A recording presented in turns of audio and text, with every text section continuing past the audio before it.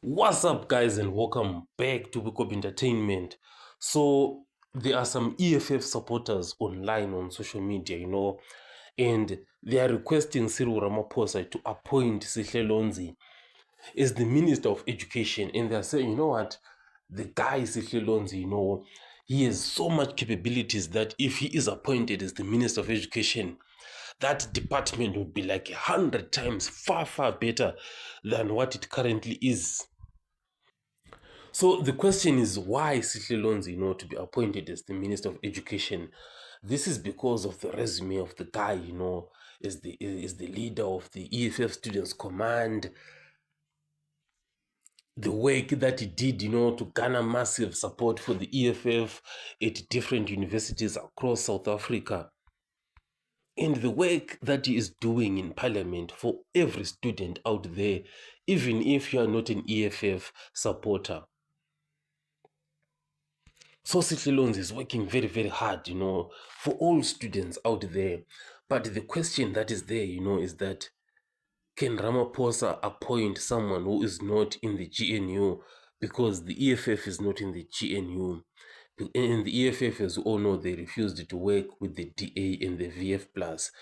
But Ramaphosa, is not obliged, to appoint somebody within the GNU. He can still go outside the GNU.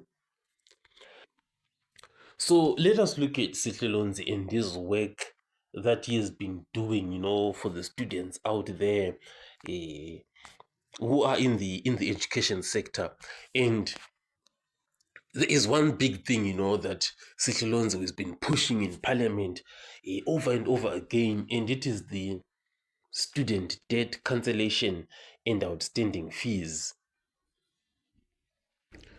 So in January 2025 this year, Lonzi introduced a private members bill, which was aimed, at cancelling outstanding student debt in South Africa, particularly to help, over 300,000 graduates who cannot formally graduate or receive their qualifications due to unpaid fees.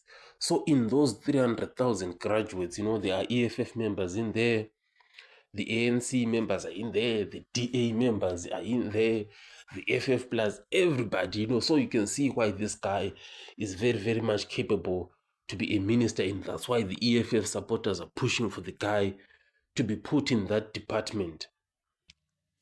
So 2 months down the line, in March 2025, Sihle Lonzi then publicly called on Parliament to assume responsibility for outstanding fees owed by students to higher learning institutions, arguing that clearing these debts is both necessary and urgent. So that was that. Now the big one was exposing Minister Nkabane was recently fired, and those SETA appointments.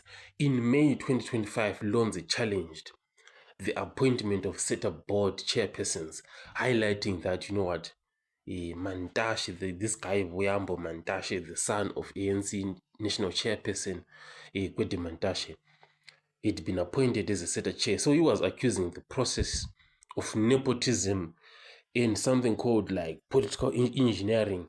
So during that portfolio committee on higher education and training meeting, Lonzi insisted on questioning the department's director general about these appointments. So that's when Sihle Lonzi was then forcibly removed from Parliament, and it was really chaotic, and it triggered a lot of outrage from the EFF as to like, why would you remove Sihle Lonzi, as he is simply requesting accountability? So there was a lot of media attention, which was then directed to Mr. Nkabane, who ended up withdrawing all those controversial SETA appointments. Then Nkabane was then grilled, in a secret panel, and Sihle Lonzi repeatedly demanded disclosure of the identities of the independent panel. So you can see that this guy, when it comes to these issues, he is very, very serious and knows what he does. So with this kind of a practical CV, can we say Sihle Lonzi will be a great Minister of Education if he is to be put in that department. And there definitely is a strong argument, that he has the potential to be a great minister of higher education, especially evaluating him through the lens of activism, accountability, and student-centered leadership. So that student-centered leadership, of him, Sihle Lonzi, prioritizing students' lived realities, especially those, from the unpaid fees.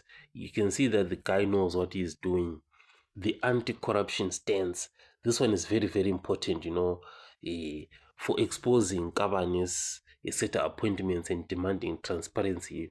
You can see that the guy has a willingness and an ability to challenge powerful networks, even at personal risk of being forcibly being removed from parliament and having his image tarnished. So that bold and an uncompromising move by Sihle Lonzi is just amazing. So that disruptive style, it mirrors the early years of leaders like Blind and Nzimande, who also began as student activists. And Sihle Lonzi is also along those lines, and he won't be silenced, which is something very, very rare in these days, nowadays. So, but at the same time, there are also some challenges, and concerns with this guy, like that confrontational approach, it may alienate some stakeholders in university or private sector if not balanced with negotiation skills and coalition building. So, for Sihle Lonzi, you will have to balance so many things, because when you cancel those student debts, what about the lecturers who are at the universities? They are also going to come back at you and say, we want to be paid, we want our money. Now, where is that money going to come from, since you have cancelled fees for 300,000 students? So it's something that you will have to bring an entrepreneurial mindset to make sure that he balances everything, because there are lecturers that have to be paid, there are expenses that have to be spent. Because one thing that you don't want, is to have like entitled students, who just come into university and just be like, we are not going to pay anything. Sihle Lonzi has got our back, so we're not going to be paying anything. And that virus, it can even spread down, to all the way down to the entire education system. But anyway, the EFF, they have a policy that says education must be free. So Sihle Lonzi maybe knows what he is doing, because they have that is one of their pillars, that education must be free. It's a right, that everybody must have. It should be free, basically. So overall, Sihle Lonzi, I think he knows what he is doing, and he has the capabilities. But will he be appointed as the Minister of Higher Education? For as long as they are not in the GNU, there is no way that he is going to be appointed. So this is my review, and I'll catch you guys on the next one.